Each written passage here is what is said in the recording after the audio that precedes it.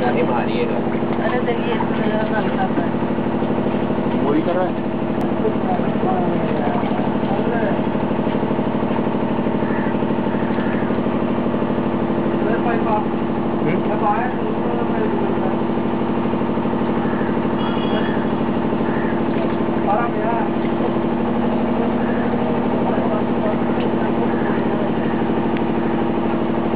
इस वीडियो में जो भी आपने देखा वो सब सही है, और ऐसा क्यों हो रहा है इसका कारण मैं जरूर बताऊंगा। लेकिन वीडियो का उद्देश्य कुछ और है। वीडियो में मैं हमारा देश भारत में छुपा हुआ एक ऊर्जा, एक शक्ति के बारे में बताऊंगा और एक साजिश उसके बारे में बताऊंगा। अंत तक वीडियो जरूर देखें।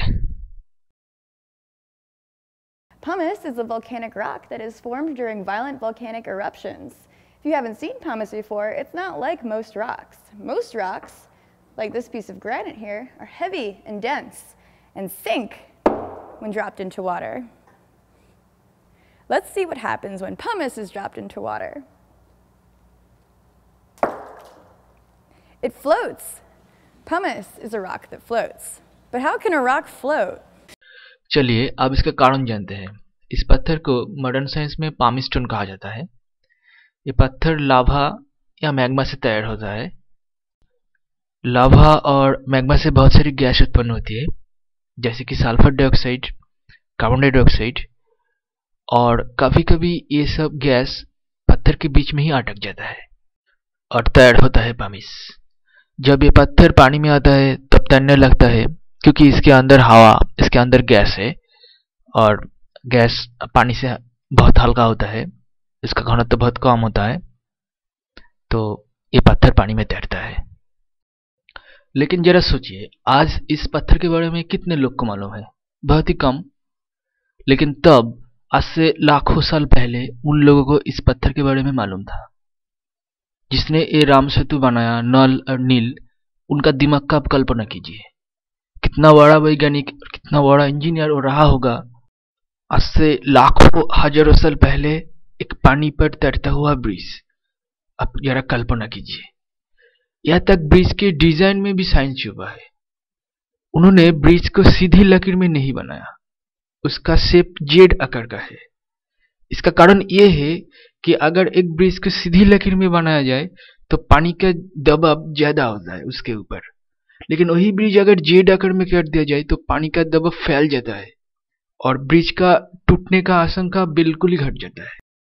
इस ब्रिज के बारे में बताने और भी बहुत कुछ है, लेकिन आज मैं आप लोगों का ध्यान किसी और दिशा में लेना चाहता हूँ। जरा ध्यान से समझिएगा, ये एक साजिश है हमारे देश के खिलाफ। एक देश है जो हमारे देश के खिलाफ साजिश की जा रहा है। उसका नाम मैं यूट्यूब पर तो नहीं ले सकता, लेकिन एक क्लू दे रहा हूँ। आज के ज़माने में शायद वही सबसे ज़्यादा ताकतवर है और शायद उसी का ही राज चलता है सारी वर्ल्ड पर। और इस देश ने एक नहीं, बहुत सारे साजिश किया हुआ है हमारे देश के खिलाफ, और इनमें से एक है राम सेतु। ये जो राम सेतु है ये श्रीलंका और भारत के बीच में है, ज़्यादातर हमारे जल सीमा पर है। और हमारे देश की वैज्ञानिक बहुत सारी खोज के बाद एक तेजस्क्रिय पदार्थ का आविष्कार किया है, रेडियो एक्टिव पदार्थ, जो यही अंचल पर है। हमारे देश की तमिलनाडु और केरला की सीमा पर भी इस पदार्थ का खोज मिला।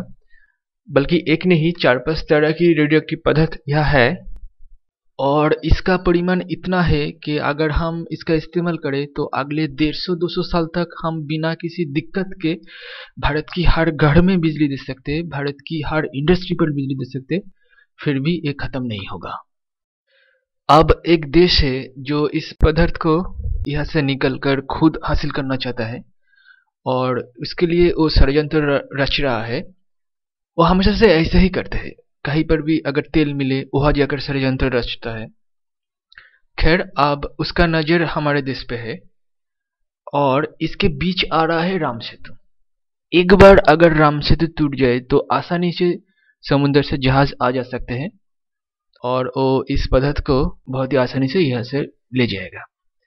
पिछले जो सरकार थे, कांग्रेस सरकार, वो भी उन्हीं का ही साथ दे रहा था। अब नया सरकार आया, लेकिन इसका अपडेट क्या है ये मुझे नहीं मालूम। ये राम सेतु टूटने वाला ये मसला कोर्ट में भी उठा था, उसका भी अपडेट क्या है वो मुझे नहीं मालूम। लेकिन हमेशा से हिंदू इसके खिलाफ है, और मुझे ऐसा लगता है कि चाहे हिंदू हो और मुस्लिम और चाहे किसी दूसरी धर्म का हो, हर भारतीय को इसके खिलाफ जाना चाहिए, क्योंकि ये सिर्फ धर्म की बात नहीं है, ये हमारे देश के एक रेडियो एक्टिव तत्व, हमारे देश की संपत्ति, उसके बारे में है, और सभी को एकजुट होकर इसके खिलाफ जाना चाहिए। और मेरा सलाह ये है कि जल्द से जल्द ये पदार्थ वहाँ से निकलकर कहीं दूसरी जगह पर स्टोर किया जाए, ताकि भविष्य में हम इसका इस्तेमाल कर सके। वीडियो के अंत में ये कहूँगा कि हम सबको मिलकर रहना चाहिए। हमारा देश हमेशा से ही लूटा जा रहा है, और हम सबको मिलकर ही इसका मुकाबला करना होगा, क्योंकि चारों ओर षड्यंत्र रचा जा रहा है, देश की बाहर, देश के अंदर, और हम कैसे कैसे लूटे जा रहे हैं और हम क्या क्या कर सकते हैं, इसके बारे में एक और वीडियो में जरूर बताऊंगा। लेकिन फिलहाल मैं इतना कहूँगा कि अपना श्रम और अपना दिमाग किसी दूसरे देश को मत दो, किसी विदेशियों को मत दो, क्योंकि वही श्रम और वही दिमाग लेकर वो हमारा ही खिलाफ इस्तेमाल करेगा, और हमेशा से ऐसा ही हुआ है। बहुत ही दुख की बात है कि भारत की एक अच्छा स्टूडेंट थोड़ा सा पैसे के लिए किसी दूसरी देश चला जाता है और वहाँ जाकर अपना ब्रेन, अपना श्रम देता है, और हमारा देश वंचित रह जाता है। किसी पर कोई जोर तो नहीं है, लेकिन एक कर्तव्य है। जिस देश का पानी से, जिस देश का हवा से हम बड़ा हुआ है, उस देश के ऊपर एक ऋण है। सबसे यही विनती है कि अपना दिमाग और अपना श्रम पहले इस देश को दो।